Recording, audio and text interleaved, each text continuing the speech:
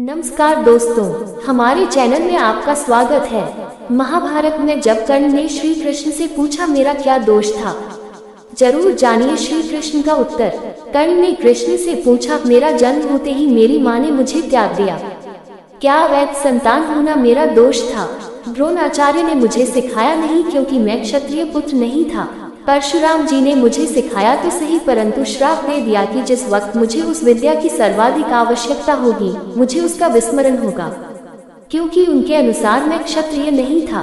केवल संयोगवश एक गाय को मेरा बाण लगा और उसके स्वामी ने मुझे श्राप दिया, जबकि मेरा कोई दोष नहीं था।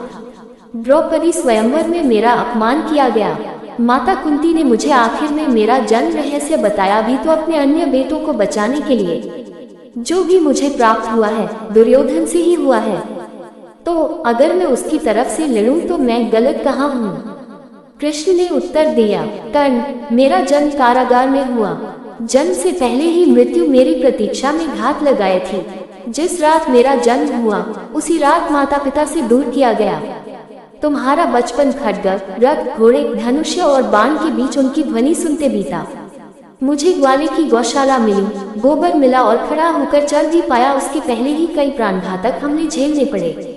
कोई सेना नहीं, कोई शिक्षा नहीं, लोगों से ताने ही मिले कि उनकी समस्याओं का कारण मैं हूँ। तुम्हारे गुरु जब तुम्हारे शौर्य की तारीफ कर रहे थे, मुझे उस उम्र में कोई शिक्षा भी नहीं मिली थी। जब मैं 16 वर्षों का हुआ तब कहीं जाकर ऋषि सांदीपन के गुरुकुल पहुंचा। तुम अपनी पसंद की कन्या से विवाह कर सके। जिस कन्या से मैंने प्रेम किया वो मुझे नहीं मिली और उनसे विवाह करने पड़े जिन्हें मेरी चाहत थी या जिनको मैंने राक्षसों से बचाया था।